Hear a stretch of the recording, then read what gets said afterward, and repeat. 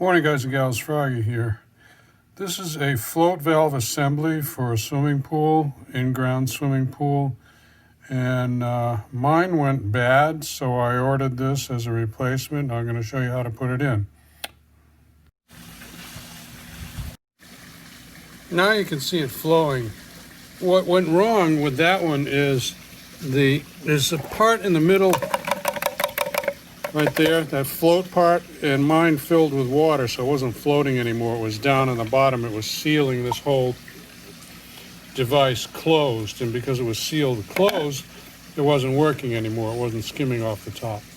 Now it's skimming off the top. See, it already got that one little piece. There are gaskets. You can see one black ring down there, right where my finger is tracing, that you have to make sure the gaskets, the O-rings, are intact, otherwise it won't work properly. So let's take this package apart. On the bottom, that side's going to go down. There's a little sliding door, and that helps you control the velocity, the draining rate of the whole device. So I put it right about there. The old one, it was missing actually. Now on this new one, I'm actually a little bit disappointed. There's an O-ring right there inside that was loose, and you have to take your fingers and stick it down in the groove, which I started to do. You can see it's partially in the groove, for that to seal completely. I mean, I suppose it'll seal a little bit. It's supposed to have that O-ring. Then there's a couple more O-rings. Oh, I know what that one is. That's the big one for the bottom.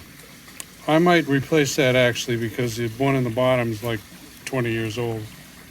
So you just pick it out with your fingers or with a little picking type tool and replace it by just shoving it down in the groove. So I'll need 2 hands to do that. There, now you can see I've got it stuck all the way down in the groove. I would not put any lubricant on it, and you can't take this apart. It looks like it's the 2 halves are glued together, so it would be easier if it came apart, but it doesn't. So you just have to reach your finger in the gap there. I'm now going to try and get that big one in the bottom. Then I just place this in there, place the basket back on, and that's it. Let's see if I get the big one.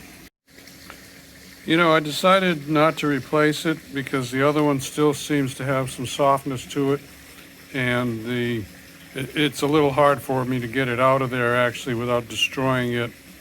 And I just made a decision to not replace it. I'll put a label on that one, and if I ever see that the one that's down in there is, if it gets broken, then I'll have a spare to replace it.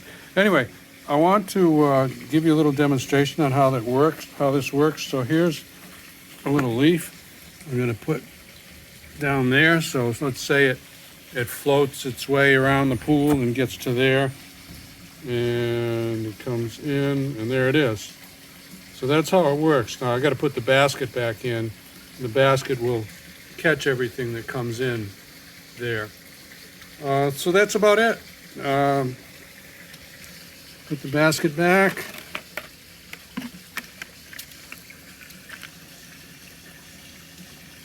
All right, catch all our debris off the top.